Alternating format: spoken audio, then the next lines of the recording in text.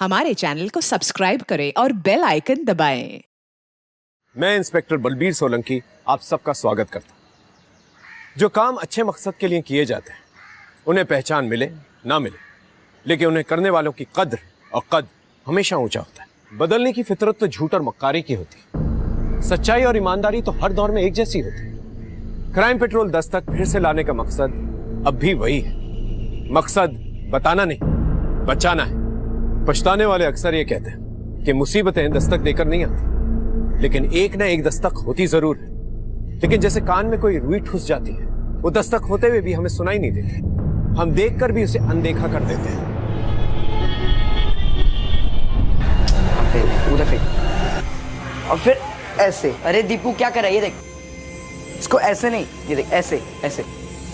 हाँ अभी सीधा। एक बार ट्राई कर। चल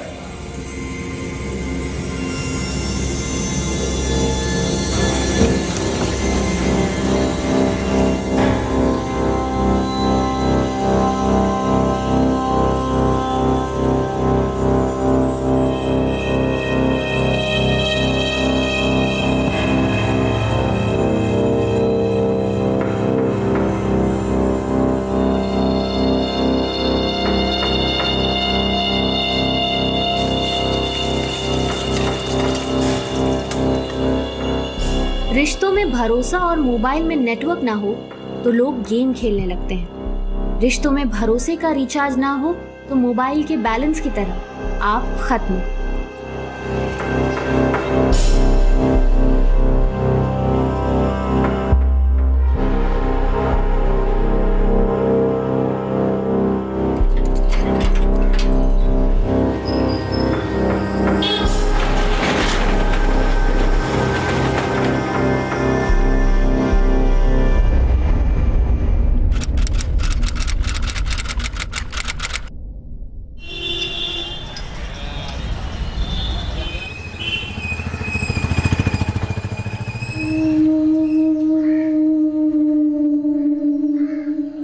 शटर भी बंद है और आज का विचार भी नहीं लिखा। ओए बुमन, ओ सुमित, बुमन, ओ सुमित। ओए रब्बा, ओए ओए की हो गया, गजब हो गया इसे। 17 जुलाई 2018 सभी न्यूज चैनल्स पे ब्रेकिंग न्यूज का एक विस्फोट हुआ। सास बहू देखने वाली एक आम महिला से लेकर देश का हर एक वर्ग न्यूज चैनल देख रहा था, जहां पर एक बहुत ही भयानक और डरावना मंजर दिखाया जा रहा था। गौर से देखिए, इस घर को ये वही घर जिसमें चौधरी परिवार रहता था, और अब पूरा देश ये जानने के लिए उत्सुक है कि इस घर में क्या हुआ था और कैसे हुआ था।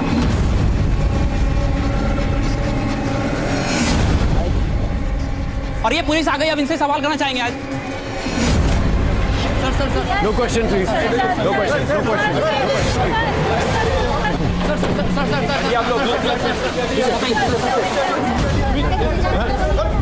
तुम ठीक हो? सर ऊपर।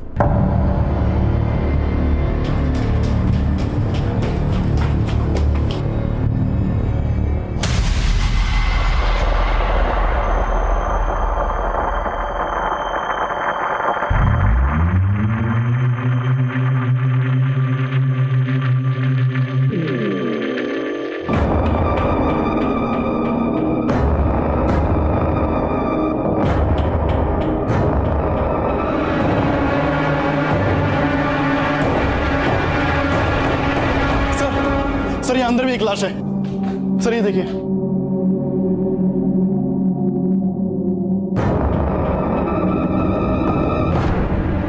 सर पड़ोसी ने बताया कि इस परिवार में कुल 11 मेंबर्स थे। बाहर 10 लाश और यहां अंदर 11, मतलब पूरा का पूरा परिवार खत्म हो गया।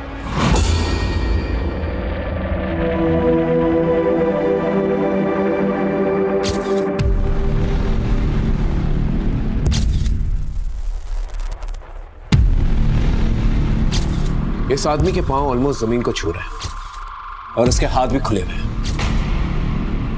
लगता है इसने रेजिस्ट करने की कोशिश की होगी।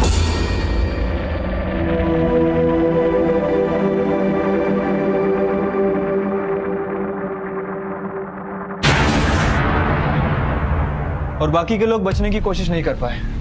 सर ये देखिए, इन सभी के हाथ बंधे हुए हैं सिवाय इन दोनों के। सर देखकर तो यही लगता है कि ये सुसाइड है। मैम ये लोग आत्महत्या तो कर ही नहीं सकते। साहब जी सुबह जब मैं ऊपर गया था तो दरवाजा खुला पड़ा था। ओए सुमित! लेकिन सर घर में कहीं भी फोर्स एंट्री का कोई निशान नहीं है। आई एम श्योर किसी जान पहचान वाले के लिए दरवाजा खोला गया होगा। सर हमने तो यहाँ पे किसी को आते जाते नहीं देखा, और सर घर से तो किसी तरह का कोई शोर भी नहीं सुनाई दिया।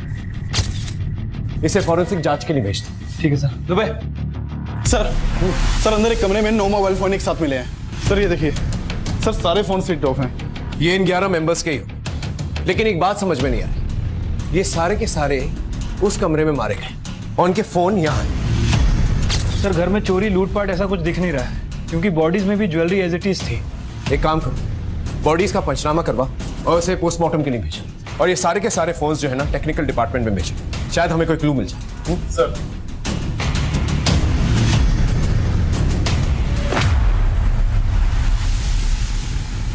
बहुत ही अच्छे लोग थे सर, कभी किसी से ना लड़ाई ना झगड़ा। सर पूजा पाठ वाले लोग थे, सबकी मदद करते थे और दान धर्म भी बहुत करते थे। वैसे ये दुकान किसकी है? सर रुक्मणी आंटी के बेटे भुवन की। और दूसरा बेटा क्या करता था? सर सुमित था वो, उसकी टाइल्स की यहीं पे शॉप है सर।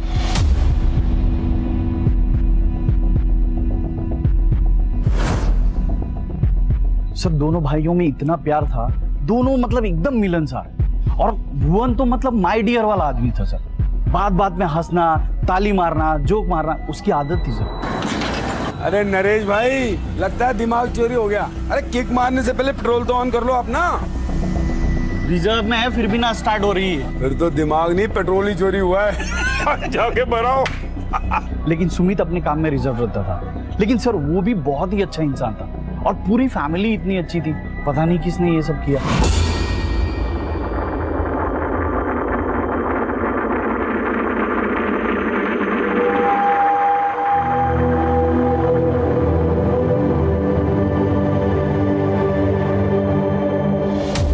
कल रात एक लड़के को इस घर में जाते देखा था। हाँ सर, कल रात मैंने एक लड़के को अंदर जाते हुए देखा था, पर मैं सर थोड़ा जल्दी में थी ना, तो वो लड़के की शक्ल अच्छे से देख नहीं पाई। कितने बजे होंगे? और यही कुछ 9 सवा 9। इनके किसी रिश्तेदार से अनबन थी? सर जहाँ तक मुझे पता है सर, इनकी किसी से कोई अनबन नहीं थी, और सर 15 दिन पहले तक तो यहाँ पर चहल पहल थी। सर प्रिया की सगाई थी।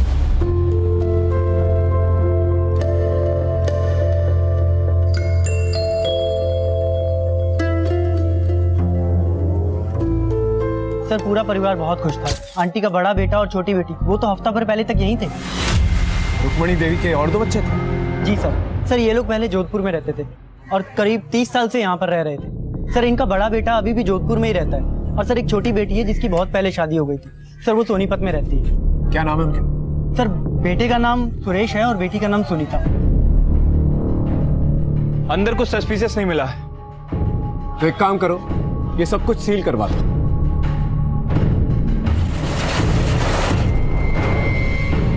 रुक्मणी देवी का एक बड़ा बेटा है और एक छोटी बेटी, उनके फोन नंबर निकालो और उनसे कहो कि मुझसे थाने में आकर मिले।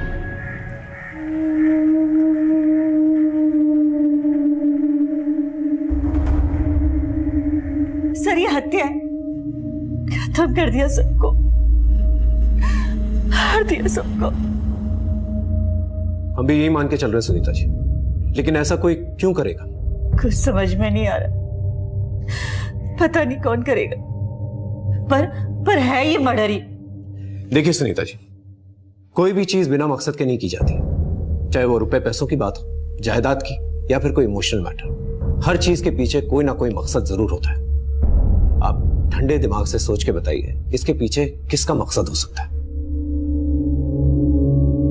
सर ऐसा कोई नजर में नहीं आ रहा जिसमें मैं शक जता सकूं। अभी 1 हफ्ते पहले मैं और सुरेश भैया सबके साथ थे। 15 दिन पहले हम लोग प्रिया के एंगेजमेंट के फंक्शन में आए थे। सुमित ने उसका रिश्ता तय किया था। हम सब लोग बहुत खुश थे उसकी सगाई से।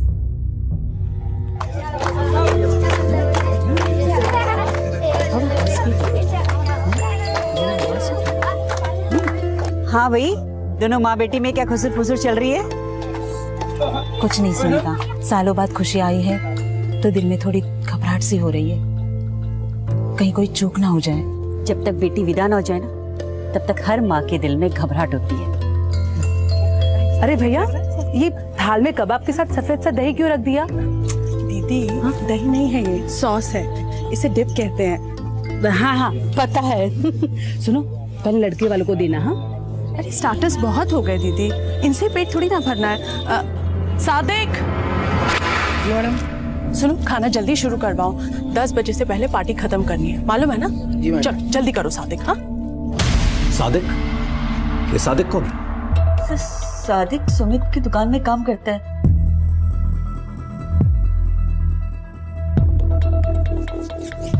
दुकान में काम करता है और दुकान घर के पास है, और आज दुकान बंद थी और इतने बड़े हादसे के बाद सभी लोग वहां मौजूद थे, लेकिन सादिक तो हमें नहीं दिखाई दिया। सुरेश जी, आप और आपकी बहन दोनों का यही कहना है कि घर में सब खुश थे, पड़ोसियों का भी यही कहना है, लेकिन हो सकता है किसी एक पड़ोसी के साथ किसी का कोई इशू। मालूम नहीं सर, अगर कुछ इश्यू होता तो लोग हमसे छुपाते थोड़ी ना। कहीं आप और आपकी बहन तो कुछ नहीं छुपा रहे हमसे? नहीं सर, पूरा परिवार खत्म हो गया, हम लोग भला क्यों कुछ छिपाएंगे आपसे।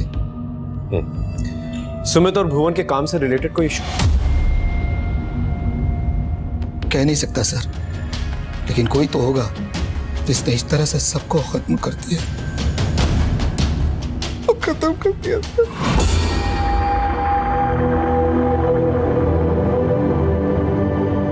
कोई तो था, ये सब बोल रहे थे, लेकिन ये कोई कौन था इसका जवाब किसी के पास नहीं था। 15 दिन पहले प्रिया की सगाई हुई थी, घर में सारे गहने जेवर मौजूद थे, एक सुई तक गायब नहीं हुई थी, और फिर घर के बाहर प्रिया द्वारा लिखा गया 16 जुलाई का विचार, ये भी हमारा ध्यान आकर्षित कर रहा था। रिश्तों में भरोसा और मोबाइल में नेटवर्क ना हो तो लोग गेम खेलने लगते हैं। रिश्तों में भरोसे का रिचार्ज ना हो तो मोबाइल के बैलेंस की तरह आप खत्म। आखिर में ऐसा क्यों लिखा था, आप खत्म?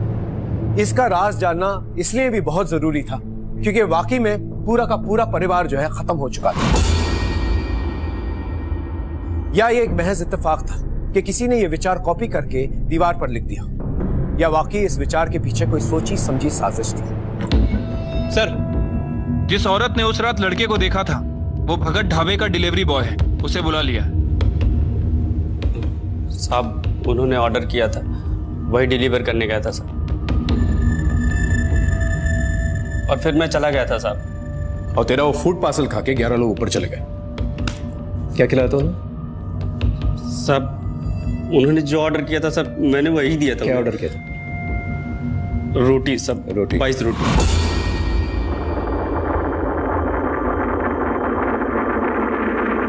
कोई स्पेशल बटर वटर लगा के दिया क्या? हाँ साहब, उन्होंने बटर रोटी ही ऑर्डर किया था। टिप मिली थी? टिप नहीं मिली थी साहब। जा। सर, इसकी बातें सुनकर तो लग रहा है कि सच बोल रहा है, क्योंकि क्राइम सीन पे हमें सिर्फ रोटियां ही मिली थी,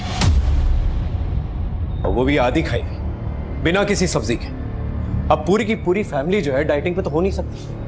सर सुमित की दुकान पे काम करने वाले सादिक का नंबर मिला, उसे फोन किया तो उसने बोला कि वो आज छुट्टी पर था। यहाँ 11 लोगों की छुट्टी हो गई और वो छुट्टी मनाने गया कहाँ था? सर, उसने बताया कि वो अपनी फैमिली के साथ चिड़ियाघर घूमने गया हुआ था।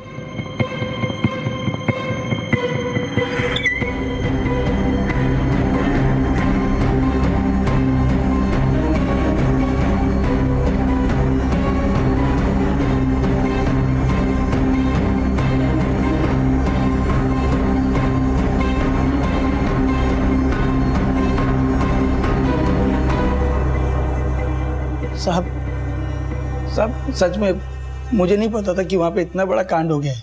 और कांड के अगले दिन ही तो छुट्टी पे चला गया, हाँ? जबकि सुमित की दुकान 7 दिन खुली रहती है। इस कांड का और तेरी छुट्टी का कुछ लेना देना जरूर है। नहीं साहब, कोई लेना देना नहीं है, बल्कि आज के लिए तो मुझे खुद सुमित भैया ने छुट्टी दी थी। साहब, 10 साल से उनका वफादार हूँ, काफी एहसान है उनके मुझ पर। आप लोग जैसा सोच रहे हैं वैसा मैं उनके साथ कर ही नहीं सकता हूँ, बल्कि वो लोग तो इतने अच्छे थे कि वो अपने दुश्मन का भी बुरा नहीं चाहेंगे। दुश्मन कौन? मेरा मतलब कि वो लोग इतने अच्छे थे कि उनका कोई दुश्मनी क्यों होगा साहब। हम लोग तो उन्हें दुआ ही देते थे, पर अब ऐसे लगता है कि जैसे अनाथ हो गया। तो तुझे क्या लगता है, तुझे किसने अनाथ किया होगा? 10 साल से काम कर रहा है उनके साथ, उनके बारे में सब कुछ जानता होगा ना? साहब मेरी ज्यादा बोलचाल तो सिर्फ सुमित भैया से ही थी।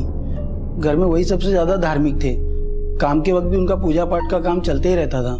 कभी कभी तो वो कस्टमर से बात भी नहीं करते थे, वो चिट्ठी में लिखकर कस्टमर को मैसेज दिया करते थे।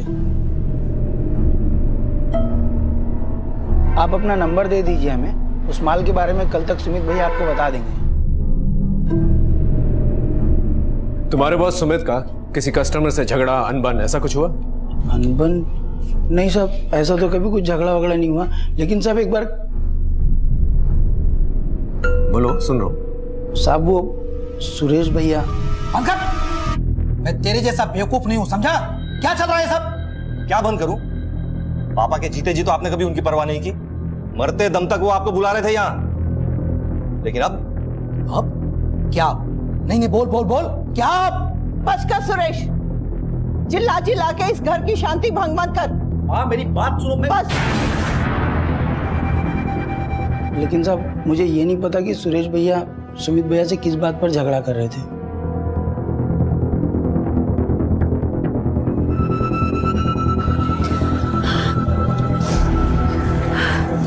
भैया, क्या आपको बिल्कुल भी अंदाजा नहीं है कि ये सब किसने करवाया होगा? अंदाजा होता तो मैं थोड़ी होने देता। तू बोल, तुझे क्या लगता है?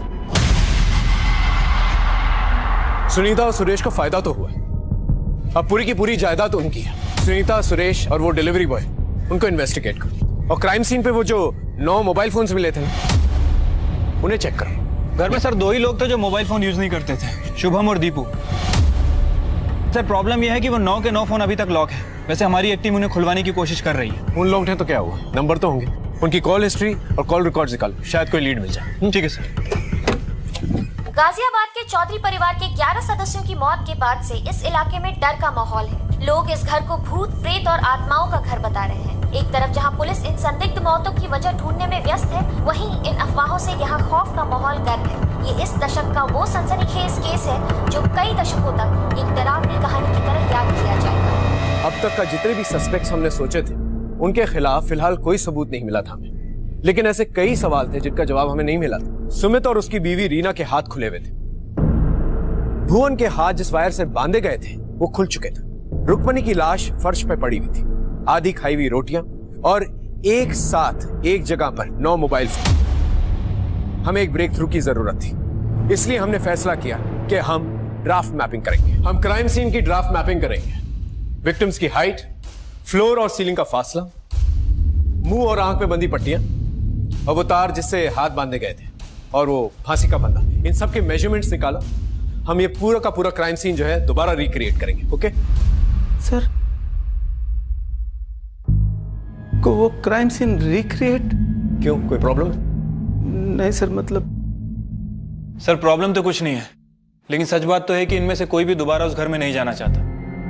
ये लोग वहां जाने से डर रहे हैं सर। वैसे मैंने 2 कांस्टेबल उस घर के बाहर लगा रखे, लेकिन वो लोग भी बार बार फोन करके यही कह रहे हैं कि उनकी शिफ्ट चेंज कर दी जाए। कोई भी सर उस घर के बाहर नहीं बैठना चाहता। उस घर के पास जाने से आम नागरिक ही नहीं, हमारी पुलिस टीम भी डर रही थी। और डर का वो माहौल खत्म करने के लिए हमें सबको ये भरोसा दिलाना था कि गुनहगार जल्द ही सलाखों के पीछे होगा।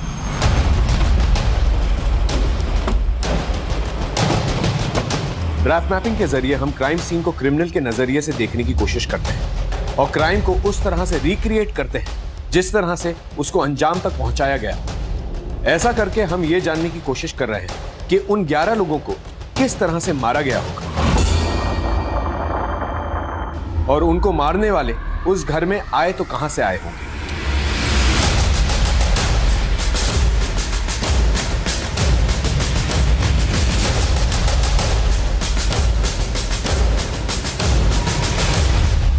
सर, उन सभी 11 डेड बॉडीज की पोस्टमार्टम और फॉरेंसिक रिपोर्ट आ गई है। सर पोस्टमार्टम रिपोर्ट के हिसाब से सभी की मौत 16 जुलाई की रात 1 बजे से 1:30 बजे के बीच में हुई है। सर किसी की बॉडी पे एक्सटर्नल इंजरीज के कोई निशान नहीं है। और सर घर में जो हमें खाना मिला था, आधी रोटी और ये पानी, इनमें नशे की दवा नहीं थी, सभी की मौत हैंगिंग की वजह से हुई है। लेकिन इनमें से 3 लोगों की मौत पार्शियली हैंगिंग की वजह से हुई है, रुक्मणी देवी, कविता और भुवन। पार्शियल हैंगिंग तो हो सकता है कि तीनों ने रेजिस्ट करने की कोशिश की हो। लेकिन सर बाकी के 8 लोग, ये लोग अपनी मर्जी से तो सूली पे नहीं चढ़े होंगे, जरूर किसी ने मारा होगा। और सर जो हमारी सस्पेक्ट लिस्ट थी, अब तक उनके खिलाफ भी कुछ नहीं मिला है। पोस्टमार्टम और फोरेंसिक रिपोर्ट हमारा नजरिया बदल रही थी, और आत्महत्या की संभावना की जांच करना ये हमारी इन्वेस्टिगेशन का एक प्रोसेस था। लेकिन सवाल यह था कि एक हंसता खेलता परिवार जो आर्थिक रूप से भी संपन्न हो, वो भला आत्महत्या क्यों करेगा? मरने से पहले इन लोगों की मनोस्थिति क्या होगी, यही जानने के लिए हम लोगों ने एक साइकोलॉजिकल ऑटोप्सी करने का फैसला किया। साइकोलॉजिकल ऑटोप्सी यानी शव हो चुके व्यक्ति का साइकोलॉजिकल एनालिसिस, जहां पर एक्सपर्ट्स मृत हुए व्यक्ति से जुड़े सारे लेख, ऑडियो, विजुअल्स और उसके करीब के जानने वालों के ओपिनियंस को इकट्ठा करती और बारीकी से स्टडी करती है। लेकिन इन विक्टिम से जुड़े सारे लोग ये मानने को ही तैयार नहीं थे कि एक मास सुसाइड हो सकता है। सर, प्रिया नवंबर में शादी करने वाली थी। शादी का टेंट, हलवाई और यहाँ तक कि उसके जो हनीमून के टिकट्स थे वो भी बुक हो गए थे। सब कुछ उसी की मर्जी से हो रहा था सर, फिर वो आत्महत्या क्यों करेगी? सर उस दिन मैं और बबीता भाभी एक साथ इस्त्री वाले को कपड़ा दे रहे थे। भैया कल बच्चों को स्कूल में जाना है, इसलिए शाम तक कपड़े आ जाने चाहिए। ये लो, बार बार कहना ना पड़े। सर अब आप ही बताइए कि जो एक दिन आगे का प्लान कर रहा है वो भला सुसाइड कैसे कर सकता है? पुलिस वाले आत्महत्या कहकर अपना पल्ला झाड़ रहे हैं। हम सीबीआई जांच की मांग करते हैं।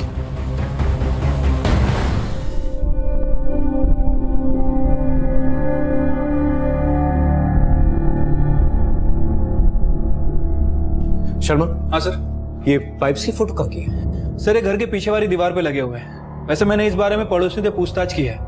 सर कुछ लोगों का कहना है कि रिनोवेशन के लिए लगा है, और कुछ लोगों का यह भी कहना है कि बरसात के पानी से बाहर निकालने के लिए लगा है। लेकिन सर ये पाइप्स घर के अंदर कहाँ जा रही है किसी को नहीं पता है।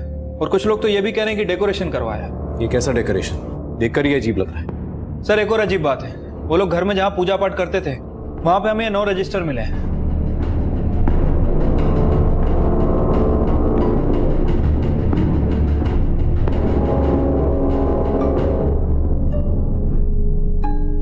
घर में 11 मौतें हैं और घर की बैक वॉल में 11 पाइप्स।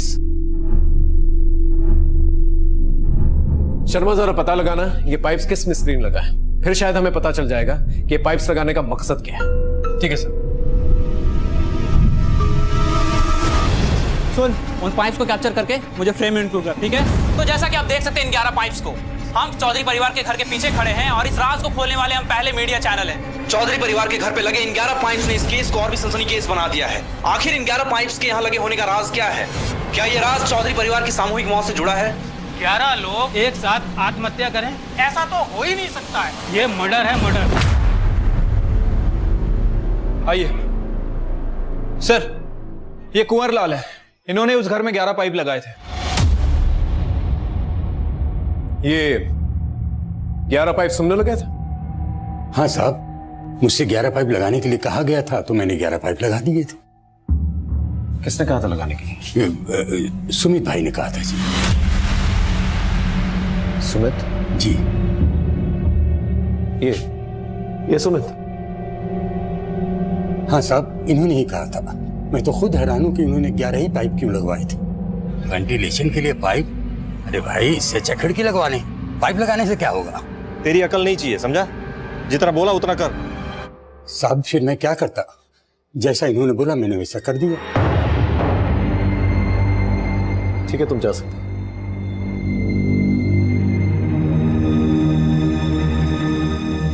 आखिर ये सुमित वॉल पे 11 पाइप्स क्यों लगवाएगा? पाइप्स का पूजा रूम में जो रजिस्टर मिले थे वो क्या है?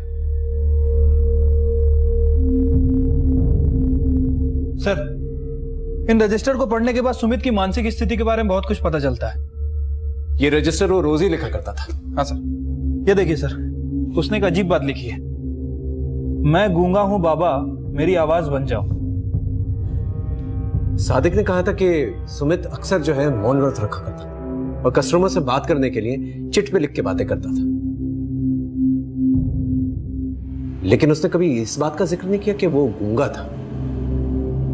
बस में बाबा का मेंशन है। ये बाबा कौन है? सर मुझे लगता है कि सुमित किसी तांत्रिक वांत्रिक के चक्कर में था। हो सकता है कि जिस बाबा का जिक्र इस रजिस्टर में है वो कोई तांत्रिक बाबा हो। और सर ये देखिए, आगे वो ये भी लिखता है कि शुक्रिया बाबा, आज से आप मेरी आवाज हैं, अब मैं गूंगा नहीं हूं। कमाल है, पहले लिखता है कि वो गूंगा था, अब लिखता है वो गूंगा नहीं है। एक काम करो, उसकी बहन सुनीता को बुला के लेके आओ, वही बता पाएगी कि वो गूंगा था या नहीं। ठीक है सर। हाँ सर, काफी समय पहले सुमित की आवाज चली गई थी, तब वो बिल्कुल भी नहीं बोल पाता था। पर ऐसा क्या हुआ था कि उसकी आवाज चली गई थी? काफी टाइम पहले दुकान में आग लग गई थी। सुमित तो कैसे भी करके बच गया, पर उस हादसे से उसकी आवाज चली गई थी। अगर उसकी आवाज चली गई थी तो वापस कैसे आई? सुमित हमेशा पूजा में विलीन रहता था। एक बार घर में पूजा चल रही थी, तभी और मुकुट बंसी वाले की जय। आवाज आ गई सुमित।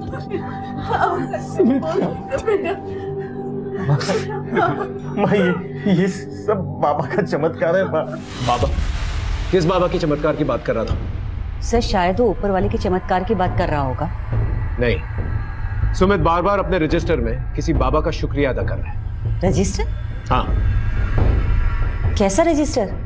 सुमित के घर से कुछ रजिस्टर मिले। हो सकता है कि सुमित किसी तांत्रिक बाबा से मिलता जुलता हो। लेकिन वो बाबा है कौन, और उसने हमारे परिवार वालों को क्यों मारा?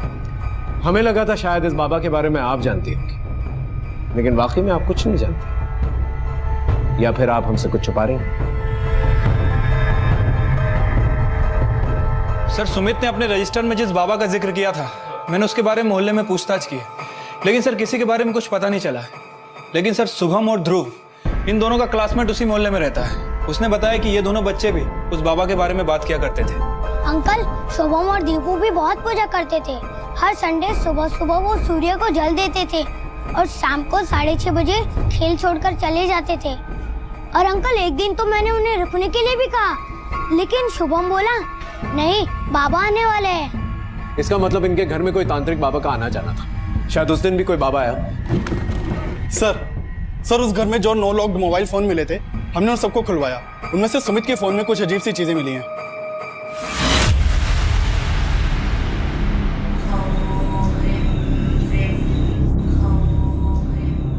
ये तो कोई हॉरर क्लिप्स है।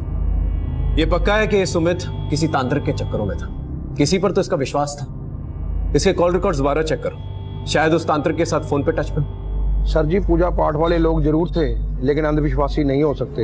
हाँ, जितना मैं जानता हूँ कि तंत्र तांत्रिक इनके जीवन में कुछ नहीं। चौधरी परिवार को जानने वाले अब भी नकार रहे थे कि ये मास सुसाइड का केस नहीं हो सकता, लेकिन उन 9 रजिस्टर्स में ऐसे कई रहस्य थे जो किसी बाबा को हमारे शक के घेरे में ला रहे थे, और हम समझ नहीं पा रहे थे कि आखिर ये बाबा है कौन।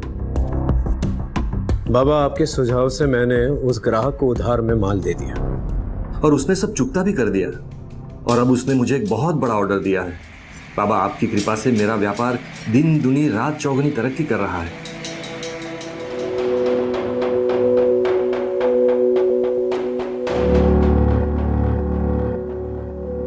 शर्मा, जरा सादिक से दोबारा पूछना कि सुमित ने किसी एक कस्टमर को कोई उधार में सामान दिया था जिसकी वजह से अचानक से बिजनेस में तरक्की होने लगी। हाँ साहब, सुमित भैया का एक क्लाइंट मिला था, हसमुख भाई। वो हमेशा सुमित भैया से उधारी पे माल मांगता था और पैसा भी बहुत लटकाता था। वो हसमुख भाई फिर से माल उधारी पे मांग रहे हैं। अच्छा, एक काम कर, भिजवा दे। पर भैया, अरे आदमी ईमानदार है, अभी उसका धंधा नया है, लेकिन आगे चलकर देखना बहुत तरक्की करेगा। आज अगर उधार देकर सपोर्ट किया ना, तो एक दिन हमारे लिए बड़े बड़े काम लेकर आएगा। और साहब, ठीक वैसे ही हुआ। जो हसमुख भाई हमसे हमेशा उधारी पे माल खरीदता था, आज बहुत बड़ा कॉन्ट्रैक्टर है और हर महीने सुमित भैया से लाखों का माल खरीदता है।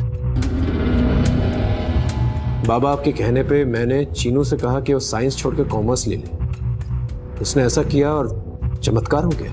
चाचा जी, मेरे सभी सब्जेक्ट में 75% से ज्यादा मार्क्स आए। मैंने टॉप किया अपनी क्लास में। बाबा, आपके बताए उपाय करने से नीलम ने फिर से पढ़ना शुरू कर दिया है। दीपू और शुभम भी अब अपनी क्लास में फर्स्ट आते हैं। भुवन भैया की दुकान भी बहुत अच्छी चल रही है आजकल। बाबा, प्रिया के मांगलिक होने की वजह से उसकी शादी नहीं हो रही थी, लेकिन बाबा आपकी कृपा से हमें प्रिया के लिए बहुत अच्छा लड़का मिल गया। अरुण का परिवार भी बहुत अच्छा है और उसकी और प्रिया की कुंडली भी मिलती है। बाबा, आपकी वजह से प्रिया की सगाई तय कर दी हमने। 2 जुलाई को हम प्रिया और अरुण की सगाई कर रहे हैं। आपके चमत्कारों ने हम सबकी जिंदगी बदल दी है बाबा।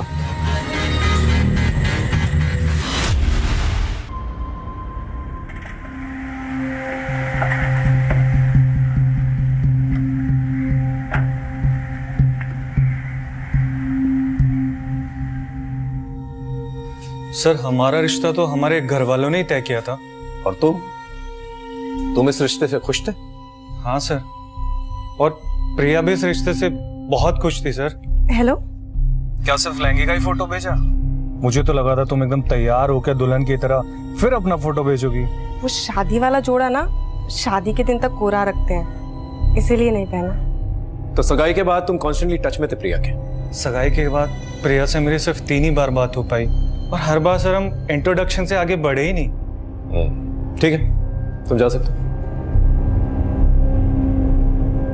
इसके कॉल रिकॉर्ड चेक करवा, पता चल जाएगा प्रिया से इसने 3 बार बात की है, कुछ छुपा रहा है। बाबा कहते हैं हम अकेले नहीं रहते। हमारे साथ दुज्जन सिंह, दयानंद और यमुना देवी भी तो रहते हैं। इसका क्या मतलब? और कौन लोग हैं ये जो उनके साथ रहते हैं? कैसे रहते हैं? हमें एक पूजा करनी होगी, वट पूजा। उस पूजा में हमें उनको धन्यवाद अर्पित करना होगा, जिनकी वजह से हम दिन दुनी रात चौगुनी तरक्की कर रहे। और पूजा संपन्न होते वो आएंगे हमें आखिरी आशीर्वाद देने। लेकिन इस पूजा के बारे में किसी को कुछ भी खबर नहीं होनी चाहिए। इसका मतलब सुमित के साथ साथ पूरा परिवार जो है वट पूजा कर रहा है। ये वट पूजा होती क्या है? और ये दुज्जन सिंह, यमुना देवी और दयानंद, ये कौन थे? दुज्जन सिंह, यमुना देवी और दयानंद? यही नाम लिखे सुमित के रजिस्टर। क्या आप जानती हैं? सर, दुज्जन सिंह तो कविता दीदी के हस्बैंड थे, और यमुना देवी और दयानंद सुमित के सास ससुर। लेकिन आप इनके बारे में क्यों पूछ रहे हैं? ये लोग तो कई साल पहले गुजर चुके हैं। क्या ये सब मर चुके? जी। उसके रजिस्टर में क्लियरली लिखा है कि सगाई के बाद वो अगले दिन ही पूजा करने वाले थे। आपको इन बातों का कभी कोई अंदाजा नहीं हुआ? सादिक, सुनो, जल्दी से खाना शुरू करवाओ। पता है ना 10 बजे से पहले पार्टी खत्म करनी है। हाँ चलो, जाओ जल्दी करो सादिक। हाँ अरे भाई, इतनी जल्दी पार्टी क्यों बंद कर रहे हो? अभी तो पूरी रात बची है। दीदी, दरअसल घर में पूजा रखी है सुबह। सुमित जी बहुत नाराज हो रहे थे, कह रहे थे आजकल एंगेजमेंट की तैयारियों की वजह से पूजा पाठ में हम लोगों का ध्यान ही नहीं है, तो सुबह पूजा करेंगे। 1 मिनट में आती हूँ। सगाई वाली रात रीना बोल रही थी कि पार्टी 10 बजे तक खत्म करनी है। कोई पूजा है और अगले दिन वहाँ पूजा हो भी रही थी।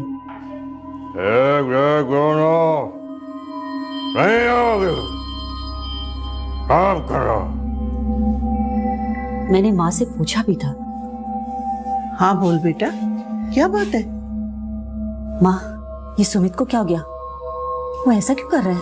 कुछ नहीं बेटा, वो ठीक है, बस थोड़ा सा दुखी था, इसलिए हम पूजा करवा रहे थे। 16 जुलाई को किसी वट पूजा का जिक्र और उसी रात को यह हादसा हुआ। आपको इस पूजा के बारे में कुछ पता? सब पूजा तो पूजा होती है, इन सब से उनकी मौत का क्या वास्ता है?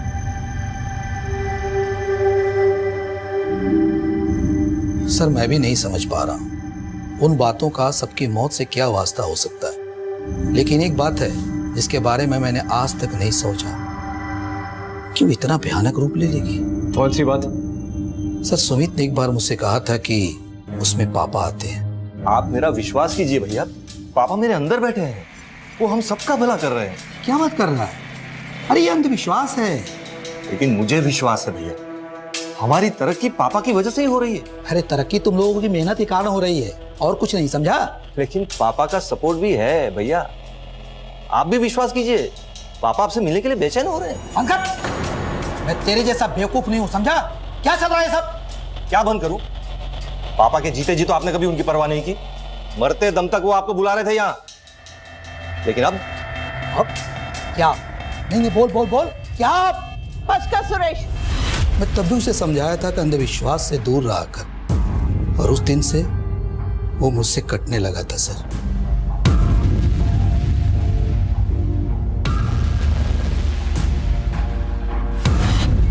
सर, उन सभी 11 लोगों के फोन रिकॉर्ड चेक करवाए, लेकिन सर कोई तांत्रिक वांत्रिक का नंबर नहीं मिला है। लेकिन सर एक अजीब बात है, कुंवरलाल ने जो पाइप लगाए थे, इसकी बेटी गीता तांत्रिक है।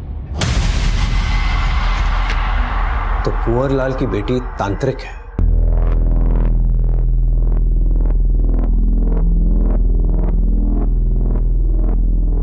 ये धागा काले कुत्ते की पूंछ में बांध देना, वो कुत्ता तुम्हारे बेटे की नजर ले लेगा।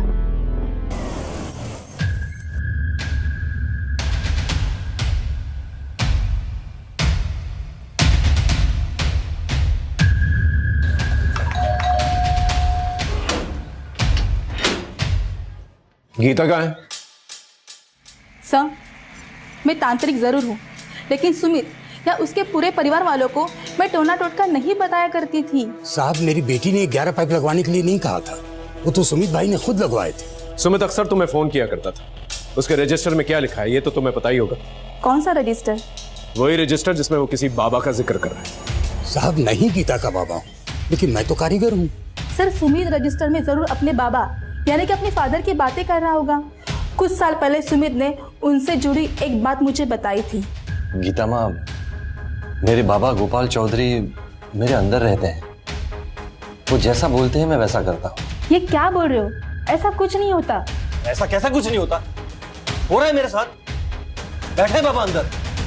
मैं तो ये सोचकर आया था मैं अपने बाबा को फिर से अपने सामने लाने का उपाय पूछूंगा, लेकिन तू तो अज्ञानी है, मेरा तेज भी ना देख पाई।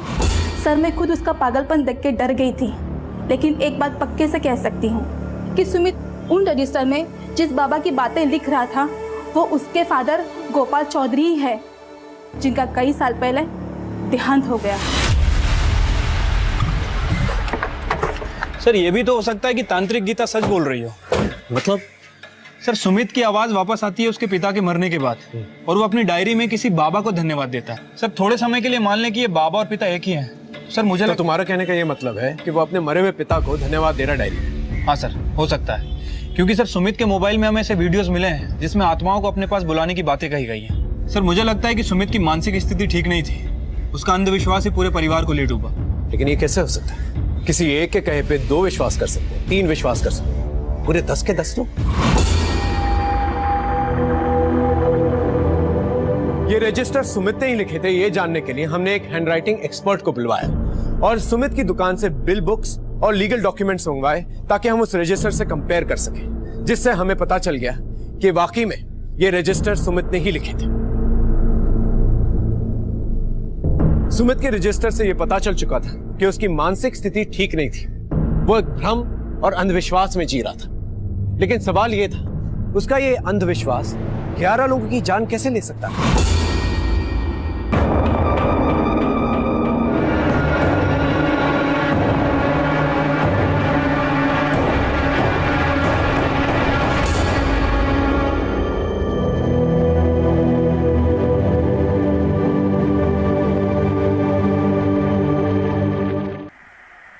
सर, मैंने 16 जुलाई की सीसीटीवी फुटेज को चेक किया है।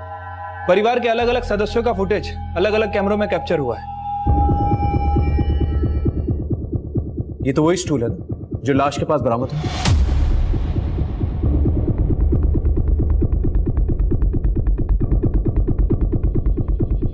ये वही वायर है ना जो हाथ में बांधा गया।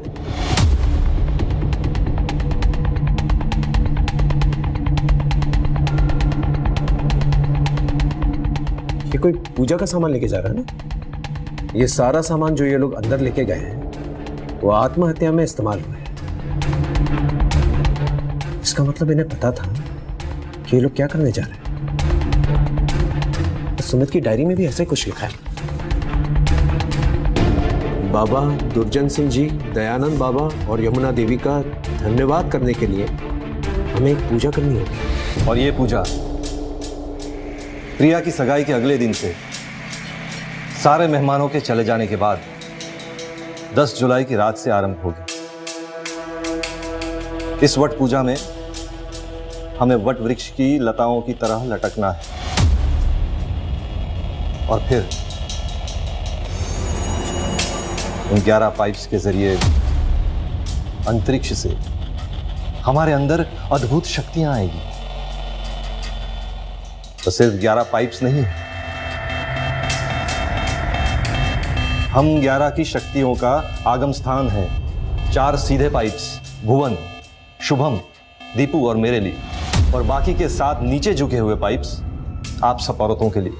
उस दिन हम 4 मर्द और 7 औरत नहीं, 11 शक्तियां बनने जा रहे हैं और इसमें किसी को भी जरा सी भी शंका नहीं होनी चाहिए।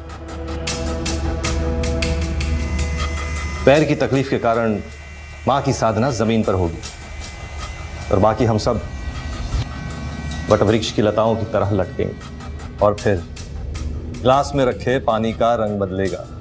हमारे पूर्वज आएंगे और हम सबको खोल देंगे और हमें अपना परम आशीर्वाद देकर अपने सर्वोच्च स्थान की तरफ गमन कर लेंगे।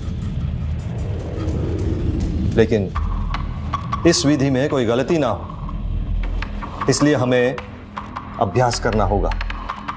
दीदी, सुमित जी ने कहा है कि 11 मास्क एक ही साइज के होने चाहिए। हाँ, प्रिया कर रही है, देख। प्रिया, सुन, ठीक से काटना और एक ही साइज के काटना। जी। रीना देखना, एक रस्सी कम है। दीदी, थोड़ा सब्र तो करो। नवंबर में तो वैसे ही गाना है आपको, सुहाग रात वाले गीत। नानी, देखो ये मुझे छेड़ रही है। दीपू, शुभम, अरे क्या मस्ती कर रहे हो तुम लोग? लो बोलो। ये लो, जाके मम्मी को दो। अरे भाई, पूजा की सब सामग्री आ गई? हाँ भैया, पूरी सामग्री आ गई है। चलो, ये अच्छा हुआ दीदी। वैसे दीदी, मैं तो ना बाबूजी से कहूंगा कि मुझे तो लटका ही छोड़। क्यों? अरे भाई, बीवी से मुक्ति से बड़ा और क्या मोक्ष होगा? अब बाबूजी तो उतार देंगे, लेकिन कहीं ऐसा ना हो कि उतरने के बाद ना बीवी मिले और ना मोक्ष। रीना, अभ्यास शुरू करें। हाँ। चल। अरे ये क्या मम्मी, ये तो मैं ऐसे ही खोल लूंगा, थोड़ा और टाइट बांधो। अरे सॉरी, मैं खोलता हूँ। क्या हुआ माँ? नहीं बांधूंगा। ठीक तो है ना माँ? कोई बात नहीं बेटा, तेरे बाबा ने कहा है ना, मैं करूंगी। चल, बांध दे। तू ना ये समझ ले कि तेरे जो हाथ है ना, ये तेरा मंगेतर अरुण मान रहा है। क्या मामा, कभी तो मजाक छोड़ दिया करो। मैं और मजाक छोड़ दूं? अरे मैं तो ना, सब लड़के होंगे ना, तो भी कुछ ना कुछ बोलता रहूंगा। मजा ले, कोई मुझे चुप करा दे। अभ्यास करें। हाँ, वही तो कर रहे हैं। आज हमने अभ्यास भी किया बाबा, अब कोई विधि गलत नहीं होगी।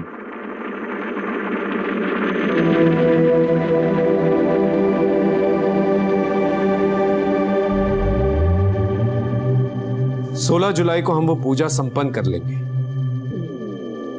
मतलब ये सब अपनी खुशी से, अपनी मर्जी से सूली पे चढ़ने को तैयार थे।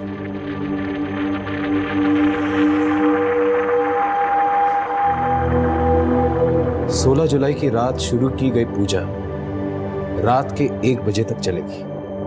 उस दिन सब सिर्फ रोटियां खाएंगे और डर बिल्कुल नहीं होना चाहिए, किसी के चेहरे पे भी और मन में भी। बाबा जरूर आएंगे, उन तीनों के साथ वो हम सबको खोल देंगे।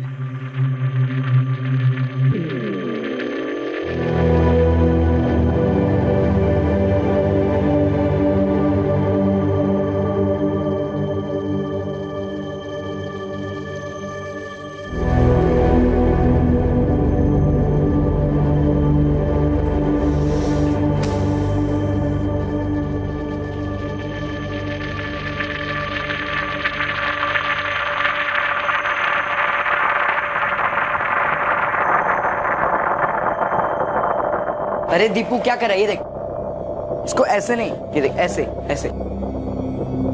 नवंबर में तो वैसे ही गाना है आपको, सुहाग रात वाले गीत।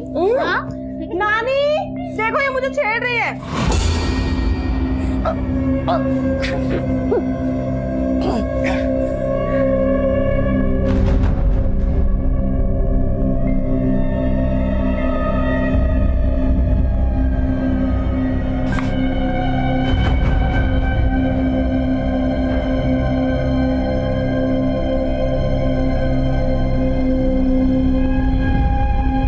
बाबूजी तो उतार देंगे, लेकिन कहीं ऐसा ना हो कि उतरने के बाद ना बीवी मिले और ना मोक्ष। रीना,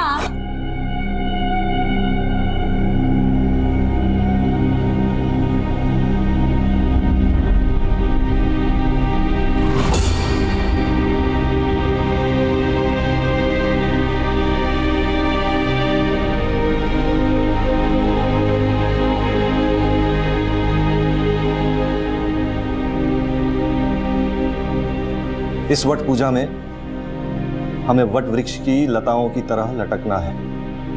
हमारे पूर्वज आएंगे और हम सबको खोल देंगे और हमें अपना परम आशीर्वाद देकर अपने सर्वोच्च स्थान की तरफ गमन कर लेंगे और फिर ग्लास में रखे पानी का रंग बदलेगा।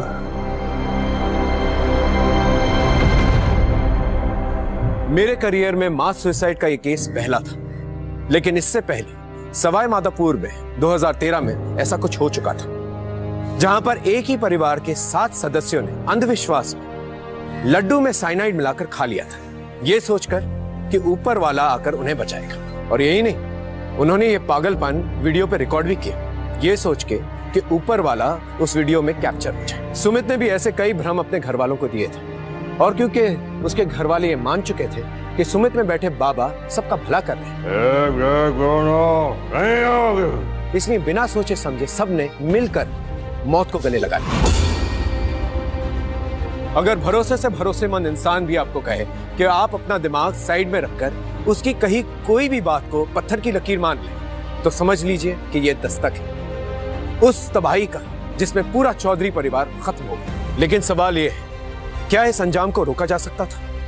सुमित के भाई सुरेश ने अगर आवाज उठाई होती तो शायद उनका परिवार आज जिंदा होता। सुमित की बहन सुनीता भी उस दस्तक में डूबी इस तबाही को ठीक से महसूस नहीं कर पाई, और साथ ही साथ चौधरी परिवार के सारे पड़ोसी इस दस्तक को ठीक से भांप नहीं पाए। और इसके साथ मैं इंस्पेक्टर बलबीर सोलंकी आपसे विदा लेता हूं। फिर मिलेंगे एक नए एपिसोड के साथ। तब तक देखते रहिए क्राइम पेट्रोल दस्तक, मकसद बताना नहीं, बचाना है। For more updates, subscribe to our channel, click the show links and enjoy watching the videos.